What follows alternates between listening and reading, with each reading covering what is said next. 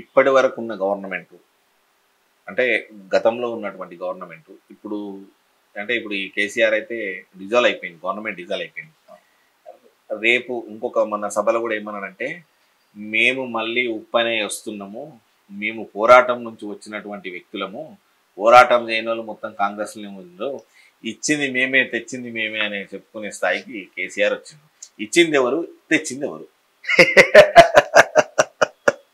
ఇచ్చింది ఎవరు, తెచ్చింది ఎవరు? కేసీఆర్ వచ్చిన తర్వాత ఉద్యమం స్టార్ట్ కాలే అన్న.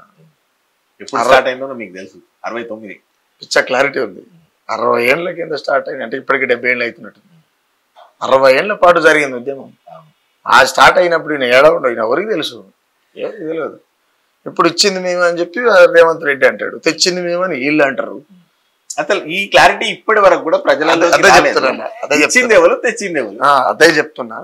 నేను ఈ మధ్య కాలంలో ఈ 10-15 రోజులని సుఖారాం నర్సే అనే అఫీషియల్ అనే యూట్యూబ్ ఛానల్లో ఈ సబ్జెక్ట్ మీద పాట చేస్తున్నాం. ఇక్కడ 60 ఏళ్ల పాటు జరిగినటువంటి ఉద్యమంలో కేసీఆర్ ఏం లేడు. మలిదేశ ఉద్యమంలో ఉన్నాడు, ఉద్యమంలో ముందు వరుసలో ఉన్నాడు, అది ఒప్పుకోవాల్సిందే. వాస్తవాన్ని వాస్తవంగానే మాట్లాడతాడు రావు నర్సే, ఒప్పుకోవాల్సిందే. కానీ ఇదంతా నాదే అనడానికి, ఆక్యుపై చేయడానికి లేదు. రెండోటి, ఇచ్చింది మేమే అనేటానికి ఆ ప్లేస్ లో ఎవరున్నా గత్యంతరం లేక తెలంగాణ రాష్ట్రం తప్పదు, మా బిడ్డలు చచ్చిపోతున్నారు, శవాల కుప్పలు పెరిగిపోతున్నాయి, ఇయ్యాల బిడ్డ ఇచ్చినావు, నువ్వు కాకపోతే రామయ్య ఇస్తాడు, లేకపోతే రామ్ నరసింహ ఇస్తాడు, ఇంకొకడు ఇయ్యాల్సిందే, దాంట్లో డౌటే లేదు. పక్క రాష్ట్రాలు చెల్లించిపోయి తెలంగాణ ఉద్యమానికి అనేకమైన అటువంటి వనరులు కావచ్చు, అనేకమైనటువంటి సందర్భాల్లో ఆ ఉద్యమానికి కావాల్సినటువంటి సహాయ సహకారాలు చేసినటువంటి సందర్భం ఉన్నది. ఇచ్చిందని వాళ్ళు చెప్పడం తెచ్చింది. నేను అందుకే చెప్తున్నాం, ఇచ్చింది మేమే అంటున్నాడు ఒకడు, తెచ్చింది మేమే అంటున్నాడు ఇంకొకడు. విద్యార్థి ఉద్యమం ఉత్తదైనాదా, ఉస్మానియా యుద్ధ భూమిగా లేదా, వేలాది తల్లుల శోకాల గాదా, వేలాది తల్లుల శోకాల గాదా, సచ్చినొల్ల మాట మచ్చుకే రాదా. నేను అదే అడుగుతున్నా. ఇప్పుడు ఇంతమంది అమరులయ్యారు, ఇచ్చింది వాళ్ళన్నారు, తెచ్చింది వీళ్ళన్నారు. ఈ అమరుల త్యాగాలు ఎక్కడ పోయినాయి? కొండా లక్ష్మణ్ బాపూజీ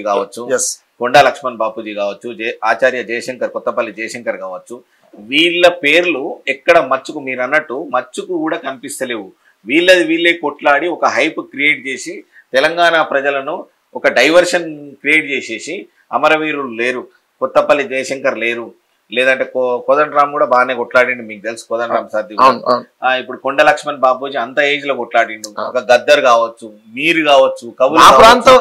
ఇప్పుడు మన ప్రాంతంలో ఉన్నటువంటి చాలా మంది, కాకపోతే ఈ విషయంలో బీసీ సామాజిక వర్గం కావచ్చు, ఇక్కడ ఉన్నటువంటి రాష్ట్ర సిపిఐ పార్టీ కావచ్చు, ఎవరైనా బీసీ సామాజిక వర్గం ఇక్కడ ఉన్నటువంటి రాష్ట్ర సిపిఐ పార్టీ కావచ్చు, ఒక విషయంలో ఫెయిల్ అయిందని చెప్తాను నేను. ఎందుకంటే ఇప్పుడు మనం కొండ లక్ష్మణ్ బాబుజీ గారి పేరు చెప్పుకున్నాం, జయశంకర్ సార్ పేరు చెప్పినాం, కోదండరామ్ సార్ పేరు చెప్పినాం, ఇట్లా అనేక పేర్లు చెప్పుకుంటా పోతాం. ఇంకా బొమ్మగాని ధర్మభిక్షం అన్నట్టు అయినా అనేకమైనటువంటి ఉద్యమాలు చేసిండు. అదే నేను ఏమంటే 100 మంది పోటీ చేస్తే ఈయన భారీ అంచనాలకు చెక్కని మెజార్టీతో గెలిచిండు.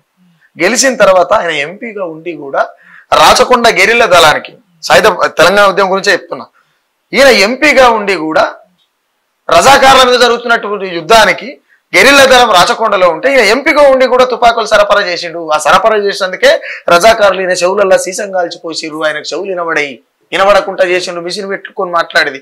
మొన్న చనిపోయిన దాకా కూడా ధర్మవృక్షం గారు తెలంగాణ ఉద్యమంలో ఖచ్చితంగా పేరు. ఇప్పుడు పాఠకాల్లో అయినా ఆయన పేరు రాయాలి, ఆయన త్యాగం రాయాలి, బీసీ రాయని కొనియాడాలి. ఇక్కడ కూడా మచ్చుకుట్ట లేకుండా చేసేసారు. మరి బీసీ సామాజిక వర్గానికి సోయి లేదా, లేకపోతే ఆ పార్టీకి సంబంధించినటువంటి వాళ్ళకి సోయి లేదా? ఈ పాట కూడా బాగా రాసిరన్నా, మాయమైపోతున్నాడమ్మా మనిషి అనేవాడు. చాలా అద్భుతమైన పాట, చాలా అద్భుతమైన పాట. కాకపోతే ఏంటంటే బుద్ధి బద్దగించి మొదలు మొద్దుబారి ముద్దుమద్దు దబ్బుతున్న వయసులో ఉన్నారు కాబట్టి కొంచెం పిచ్చి పిచ్చి చేతలు చేస్తారు అన్న. అంటే చాలా మంది ఉన్నారు ఇట్లా ఉద్యమకారులు, అందరూ తెర మీదకి తీసుకురావాల్సిందే. ఒక ఎంపీగా ఉండి రాష్ట్ర సాధన కోసం ఆ జరుగుతున్న రజాకారుల మీద జరుగుతున్నటువంటి సాయుధ పోరాటానికి తుపాకులు అందించడం ఏంటంటే ఎంత గొప్ప విషయం కాదు. సర్వస్వం పోగొట్టుకుంటారు. తెలంగాణ గురించి పోరాడిన అప్పుడు గతంలో ఉన్న రాష్ట్ర ప్రభుత్వం కావచ్చు, ఇప్పుడున్న రాష్ట్ర ప్రభుత్వం కనీసం వాళ్ళ ఫ్యామిలీ గురించి ఆలోచించరా? మలిదేశ తెలంగాణ ఉద్యమంలో మారోజు వీరణ లేకుండా ఉద్యమం లేదు కదన్నా. లేదు. కనీసం వాళ్ళ పేరేనా, వాళ్ళ కుటుంబాలు ఉన్నాయా లేవా? శ్రీకాంతాచారి 100 కాదు 200% జెన్యూన్ ఉద్యమం. ఎల్బీ నగర్ లో పెట్రోల్ పోసుకొని అక్కడ నేను ఒక జర్నలిస్ట్ ఉన్నప్పుడు ఆయన అంత స్ట్రక్చర్ మీద తీసుకొని పోతుంటే ఇంకొక విషయం అంటే శ్రీకాంతాచారి విషయంలో నేను ఒక విషయం చెప్తాను. ఇప్పుడు ఆ తల్లి కాంగ్రెస్ లో ఉన్నట్టుంది, నేను ఒక విషయం ఏం చెప్తా అంటే శ్రీకాంతాచారి చనిపోయిన తర్వాత తెలంగాణ రాష్ట్రం వచ్చిన తర్వాత ఆమెకు హుజూర్నగర్ టికెట్ ఇచ్చారు, ఓడిపోయే టికెట్ ఇచ్చారు. ఓడిపోయే టికెట్ తెలివితోనే ఈయన ఇచ్చిండు అనుకుందాం, ఓడిపోయే టికెట్ ఇచ్చిండు. ఓడిపోయి రాష్ట్రం కోసం చనిపోయినటువంటి ఒక మిలిటరీల కమాండర్ గా పనిచేసినటువంటి ఉత్తమ్ కుమార్ రెడ్డి మరి ఒక తెలంగాణ మలిదేశ తెలంగాణ ఉద్యమంలో తొలి అమరుని తల్లి కదా, నేనే తప్పుకొని ఆమెనే గెలిపిస్తానేటువంటి ఆలోచన అంత ఉత్తమమైనటువంటి ఉత్తమ్ కుమార్ రెడ్డికి ఎందుకు రాలే? ఇద్దరు దొంగలే కదా. అంతే కదా మరి.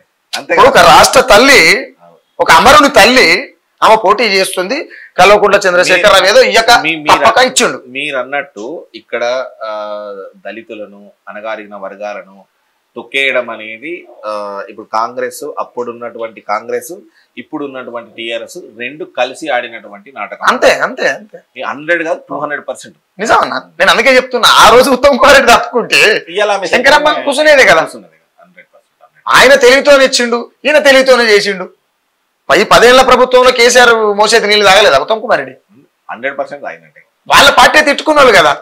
అదంతెందుకు, ఆయన రాజగోపాల్ రెడ్డి, ఇప్పుడు ఉన్నటువంటి రాజగోపాల్ రెడ్డి, కొమరెడ్డి వెంకరెడ్డి వాళ్ళ తమ్ముడు రాజగోపాల్ రెడ్డి ఆ కోట వేసుకుంటాడు గంగేట్లో లెక్క ఊకే అని చెప్పి మా గంగేట్లోనే అవమానించిండు రాజగోపాల్ రెడ్డి. ఈయన వల్ల ఎంత దుర్మార్గమైన చర్యలు చేసుకుని వీళ్ళు తిట్టుకుంటారు. అంటే మా అన్నగారిన బిడ్డలు ఎందుకు తిడుతారో అది అర్థం కాదు. మా వాళ్ళకేమో సోయి లేదు. అంటే నేను అన్నా కదా ఇప్పుడు మీరు అన్నట్టుగా దళితులను అణగారిన వర్గాలను టార్గెట్ చేస్తూ ఎక్కడైతే ఉన్నతమైనటువంటి వర్గాలు ఉంటాయో వాళ్ళు లోపాయికార ఒప్పందం చేతనే వీళ్ళు మళ్ళీ ఇంకా అక్కడికి నెట్టబడతారు.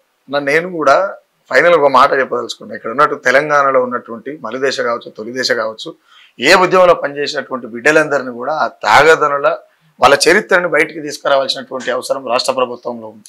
గత ప్రభుత్వం తీసుకురాలేకపోయిందా, కావాలని తీసుకురాలేదా అనేటువంటి చర్చ అది ఆల్రెడీ సత్యనపమైంది కాబట్టి దాన్ని పక్కన వదిలేస్తే అది ఫెయిల్యూర్ అది. అంతే.